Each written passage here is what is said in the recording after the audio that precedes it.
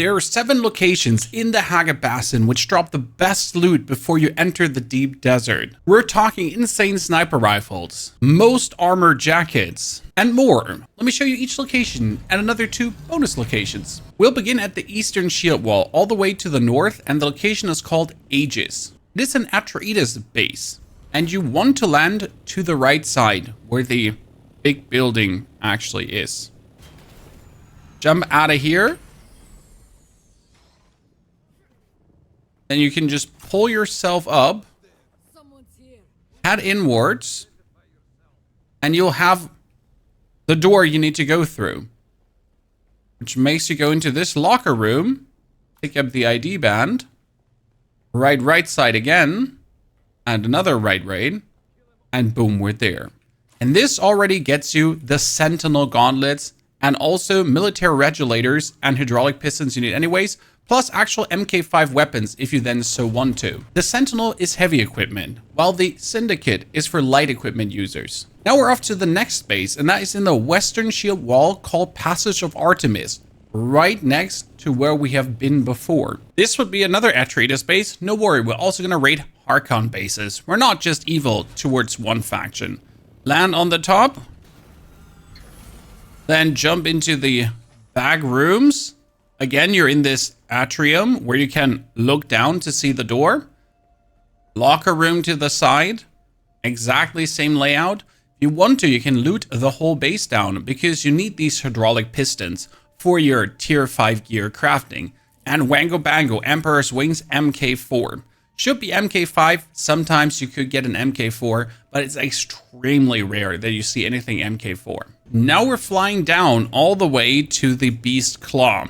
On the way to the Beast Claw, I would recommend looting the Stone Step Village. The Stone Step Village is a tier 4 area, but for some obscure reason, there is a decent chance that you get the Tall Cutter Array. The Tall Cutter Array is an MK5 cutter array, which is as good as the MK6 cutter array, but you can make it with Dure Aluminium instead of Plastanium and Spice Melanges. It's also incredibly easy to loot because you pretty much just land on top of the Stone Step Village. There you can see a hole inside this mountain. Jump off your ornithopter, store it back in. In we go. Try to land on the tarp, and then fly over on the red lighted steps. This brings you into the main sacrifice room. Take out Jimothy, Jebediah, Andy, Jeremiah, whoever. And Wingo Bingo, we get ourselves Knight Rider sandbags, Duraluminium, and also insulated fabric. You need a lot of those. Can get some MK4 stuff, as I said, but there is the chance for that MK5. I've been talking in and out with my chat because I wanted to know who all had the Tall Cutter Array, and people have been getting it increasingly much exactly from that location. Now we're flying down to the bottom of the Uden Missa Terrell, and it's called the Beast Claw, situated to the left side of the Missa Terrell mountains. On the top of the mountain, you'll find a Harkon base. We're exactly here at the Beast Claw. Jump out of the ornithopter. This one is really easy speed runnable. You're gonna enter through the front door. Run past everyone, whoever is there. Grab yourself the ID band on the desk. Turn around. Between the stairs to the left. Boink. And we got another Emperor Rings. Wow. That is the worst run to actually show you here live on stream. 2 pieces already MK4'd instead of MK5'd. Trust me though, there is MK5 here. This would have been Syndicate gear, for example, or more Sentinel gear. I'm simply getting robbed. Next location, towards Missa Terrell, not in radiation yet, Edge of the Acheron. And this is, by the way, also my farm I do when I want to go for more Dure Aluminium. Hit up base, get all the blueprints, then make my way to the shale. First stop to get myself the bonus loot, and then I jump into the shale to get myself the crystals to make Dure Aluminium. This would be the next Harkonnen base. Land. Zip yourself up. Again, inside the main compartment. Past these guys. that are all dead because someone might have just gone through here. Spots are relatively popular. And then through the bottom, same design in again. Someone actually looted this. These are PvP areas. So someone could have been here to take care of that one. We're right here. Now we need to put on our radiation suit because the next area we're going for is in the radiation. Back into our ornithopter, get maximum altitude, and then we're flying to the wreck of the Delphis, the big one in the middle. I would recommend having a personal light crafted, or if you would carry a glow tube. The glow tube you can find in the very beginning. I'll show you on a body.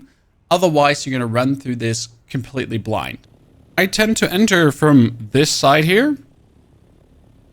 You get the opening, jump in, store your ornithopter, pull your blade out, get the glow tube. This dude actually does have the glow tube. Follow the red lights to get deeper. Down the corridor towards the green light. Turn left.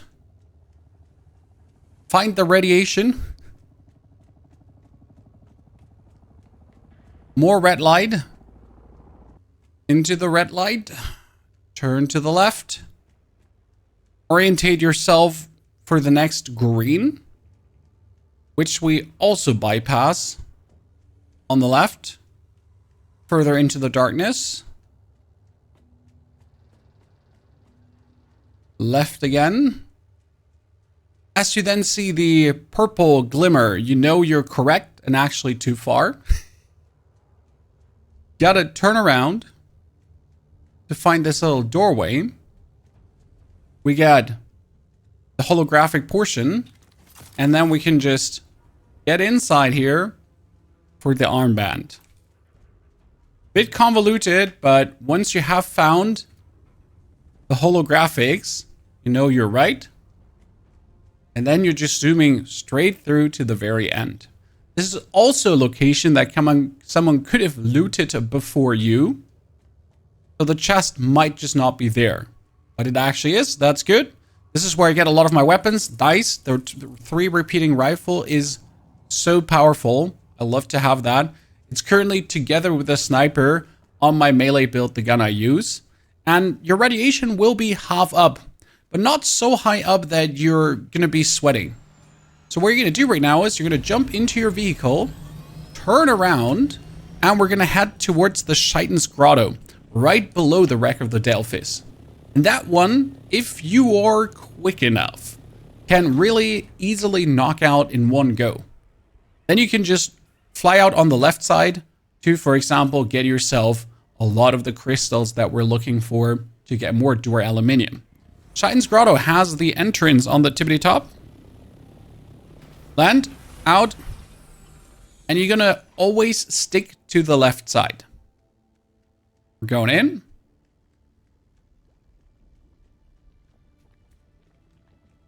To the left.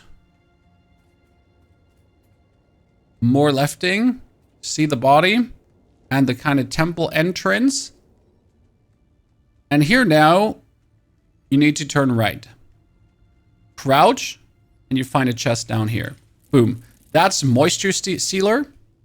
Another weapon. Also, a tier 5 Dure aluminium weapon that is stronger than anything else tier 5 available, right? Unique weapons are always better than anything green you can craft. We're going to make our way out, but we're not done with this area. We're going to fly out of the radiation zone because we don't want to get like radiation poisoning. Back into our ornithopter, and we're flying to the south, wreck of the Euphoria. That wreck of the Euphoria is not in the radiation anymore. And I do recommend putting on your gear again because the enemies there actually slap hard. For the wreck, I recommend letting the ornithopter out. That worst case scenario, you have a respawn point. Then from the top, you can already snipe away the things that don't have shields on them. Just be a meanie. Or you're just like me and go right in. After taking care of business, you got explosives on the ground that are trying to get you. Head to the right side. Cut open the door.